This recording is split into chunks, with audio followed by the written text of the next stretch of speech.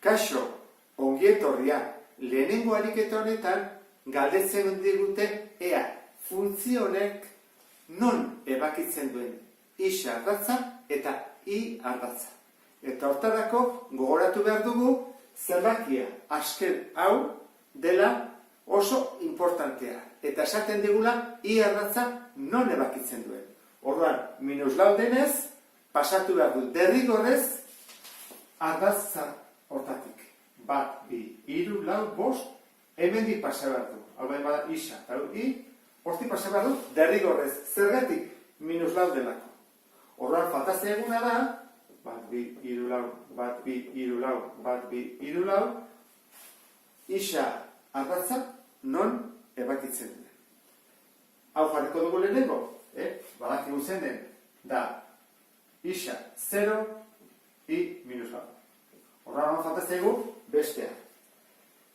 Hortarako, jakiteko hemen nondik pasatzen den, hortik pasatzen den, hemendik edo hemendik, beraka edo goraka, hori badakizu, goraka dela, ezta? Bi delako positiboa, hori goruz doa.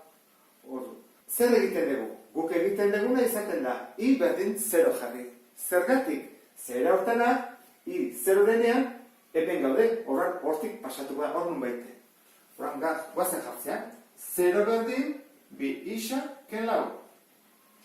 Kelau hau bestalea pasatuko dut, bakarrik usteko hori, eta bi hau, bidertzen ari delako, zatitzen. Lau zati bi. Horrek esan nahi du, isa, bi dela. Eta isa, bi denean, 0 da. Orduan, 1, 2, 0. Altura 0, Bi puntu ditugunean, zuzen batekin elkartu, eta grafikoki marraztua geldituko da.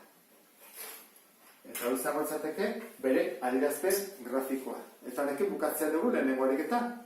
Ariketa honetan ikusiko dugu lehenengo funtzioaren ekuazioa zein den. Eta hortarako jakin behar dugu jatorretik pasatzen dela eta proportzionaltasun zuzenekoa da. Eta nolakoa dira formula horiek? Horrela, ezta? N gabe. 0-0tik pasatzen delako. Orduan, baldin badakigu malda, bere ekuazioa jakingo dugu. Funtzioaren malda jakiteko badakizue dela zatiketa baten emaitza.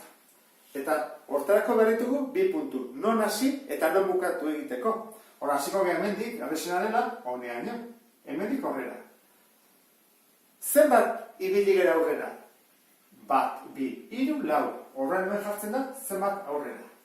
Eta goian jartzen da, zenbat igo edo jetxi. Zeiten geha, igo ez da, 1, 2.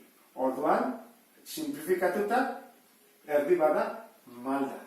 Nola izango litzateke ekuazio orduan?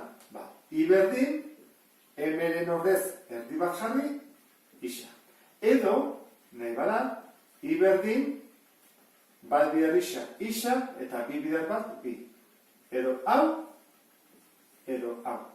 Hori da, funtzioaren ekuazioa. Beren kasoa, ez da hau. Zergatik, konstantea delako, ez du maldarik. Horra ez badu maldarik, erabiltzen dugu hau. I berdin, N.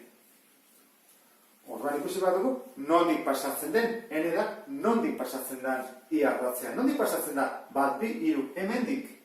Orduan, B funtzioaren ekuazioa izango litzake.